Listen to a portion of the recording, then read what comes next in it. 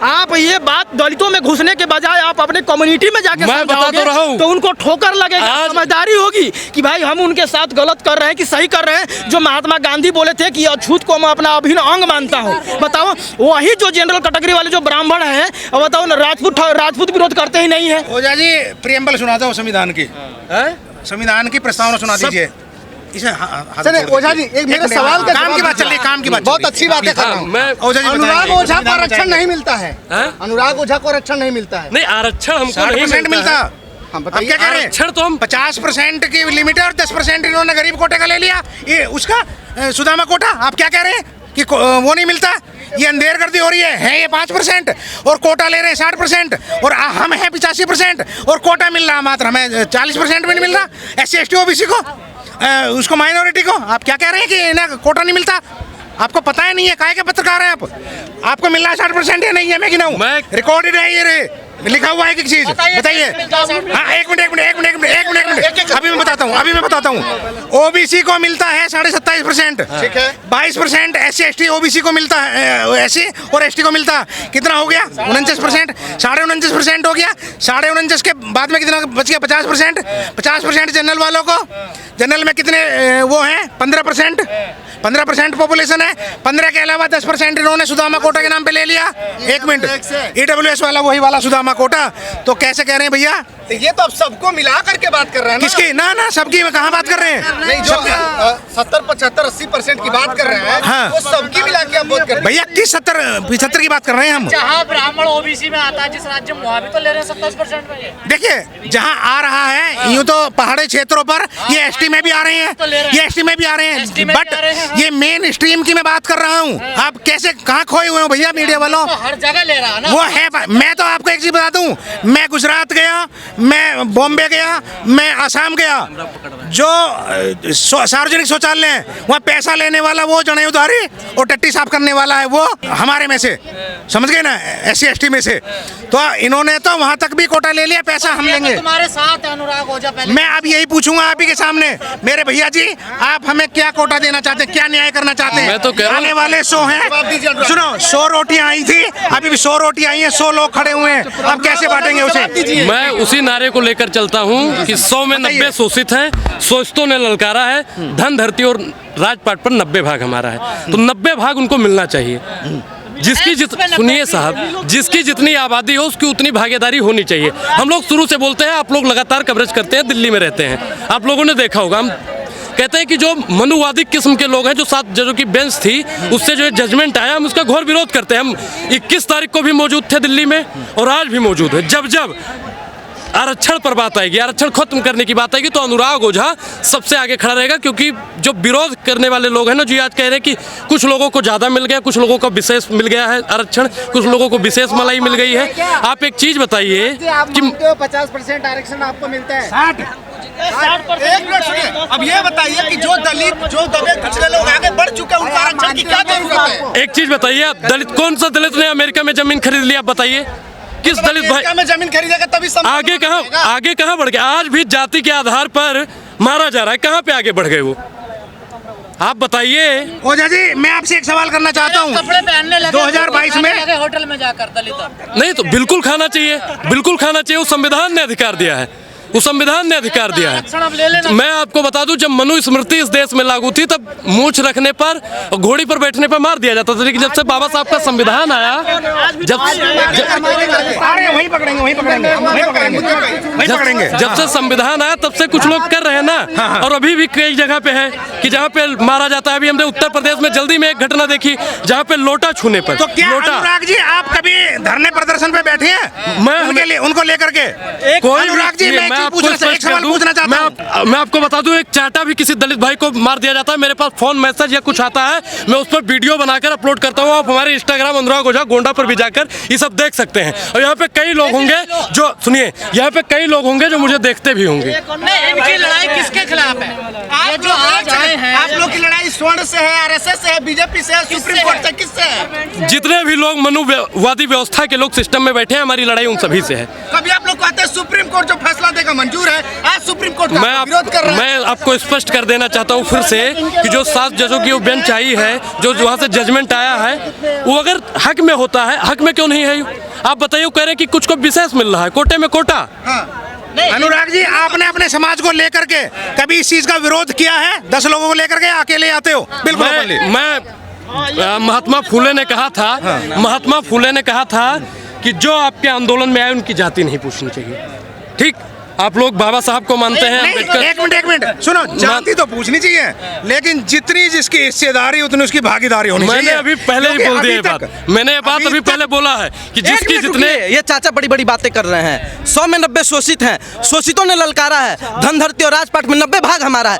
नारा किसने दिया था ये बताने का काम कीजिए। नारा किसने दिया था? जगन्नाथ प्रसाद कुशवाहा ने दिया था। कहाँ के थे? कहाँ के? बिहार के थे। हमारे बिहार के थे, मैं भी उसी बिहार से आया हूँ। कहाँ से हो? पटना से। मैं बक्सर से हूँ। जी भैया। जिसको कहते हैं बक्सर जिला, बघवा जिला, यारा जिला उखाड़ देना किला। हाँ। अब बताओ, अब बताओ। तो मैं वही बात कह रहा हूँ कि 100 में 90 शोषित हैं, शोषितों ने ललकारा है। धन धरती और राजपाट में 90 भाग हमारा है। भैया हमारी बात, हाँ हम बता रहे हैं, हम जवाब देखिए, जिसकी जितनी भाई साहब, जिसकी जितनी भाग सुन जाइए, बोलिए, आप इतिहास पढ़ लीजिए, बोलिए। चाहे ज्योतिबा फुले रहे हो, बिल्कुल, चाहे बाबा साहब रहे हो, काशीराम साहब रहे, इसने जाति की बात नहीं करी। जो इसने इसके हक की और सच्चाई की बात करी, इस दलित समाज ने उसी को अपना लिया। हम आम खाते हैं, हम आम खाते हैं, पेड़ गिनने से मतलब नहीं है। बिल्कुल रहे हैं, बता तो रहे हैं, बता रहे हैं, आपको बता रहे हैं, इतिहास हम बताते हैं, आपको बता रहे हैं। आपने साहब ईश्वर चंद्र विद्यासागर जी का नाम सुना होगा।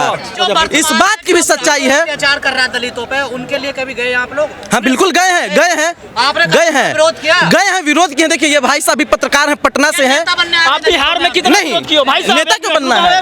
नेता क्यों बनना है? समाजवादी पार्टी ने 110 सीटें जीती हैं भैया, और एक मिनट भैया, किसी दल से हमारा कोई मुस्लिम मतलब- ने हाँ, 34 मुस्लिम जीते, 24 यादव जीते और 18 दलित जीते जी। लेकिन जो लीडर ऑफ अपोजिशन बनता है उसमें 5 ब्राह्मण जीते, 3 छोड़ के चले गए। जब एमएलसी का इलेक्शन हुआ उनमें 2 ब्राह्मण बच गए, 2 में से एक को उसने लीडर ऑफ माता प्रसाद पांडे बोलिए बिल्कुल बोलिए, अपोजिशन बना दिया। तो गद्दारी कौन कर रहा है अपने समाज के साथ में? मुझे ये बताएं। मैं आपको सर, आपने क्या दलित क्या बिल्कुल खिलाफ है। ये क्या है? ये क्या है? एक मिनट चाचा, ये सखा रखना कोई मनुवाद नहीं है। हमारी बात देखिए, अगर हमारा मन करेगा, संविधान ने कहा है, आप हमारे तिलक लगाने पर सवाल नहीं पूछ लैट्रिन सकते। बाथरूम साफ किए किसी के? सड़कों में लैट्रिन बाथरूम साफ किए? क्यों? देखिए एक मिनट सुनिए हमारी बात। किसी का साफ किया है? किसी का क्यों साफ